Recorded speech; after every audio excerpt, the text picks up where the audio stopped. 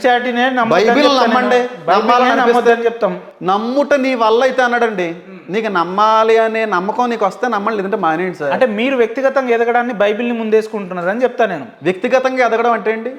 అంటే అర్థం ఏంటి సార్? అంటే మీరు ఈ కోటు, ఆ పాయింట్, ఆ షర్టు, కిందకి ఒక నాలుగైదు కార్లు వేసుకొని వచ్చిర్రు, అవన్నీ వ్యక్తిగతంగా ఎవడో ఫైనాన్షియల్ గా సార్ కోట్ వేసుకోకూడదా?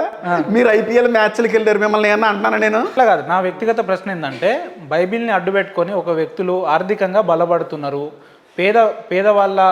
వాళ్ళ అవసరాలని అదునుగా చేసుకొని కోట్లు వేసుకుంటున్నాం, బలపడుతున్నారు. స్టూడియోకి వచ్చారు, మూడు ఫార్చునర్లు వేసుకొని వచ్చారు. ఎందుకు వేసుకొచ్చామా? 3 ఫ్లైట్ల మీద వచ్చాం కాదండి. వ్యక్తిగతంగా ఎదగడానికి బైబిల్ అడ్డు పెట్టుకున్నామని మీరు అంటున్నారు. ఏమండి స్కూట్ వేసుకున్న దానికి దేవుడికి సంబంధం ఏంటి సార్? అట్లాగా సార్. సార్ నేను మీరు కట్ చేయకూడదు. చెప్పండి, మీరు ఎన్ని ఐపీఎల్ మ్యాచ్లు చూసారు ఈ 4 రోజుల్లో? ఎన్ని ఫ్లైట్లు మారారు? మరి అన్ని దేన్ని అడ్డు పెట్టుకుని సంపాదించారు? నాకు నెలకు ₹1,00,000 శాలరీ, అందులో నుంచి ₹1,00,000 రాకపోయినా మీకు వ్యక్తిగతంగా చాలా ఉంటాయి మీకు సోర్సెస్. కానీ క్రిస్టియానిటీ పాస్టర్ గారికి సోర్స్ దేవుడే.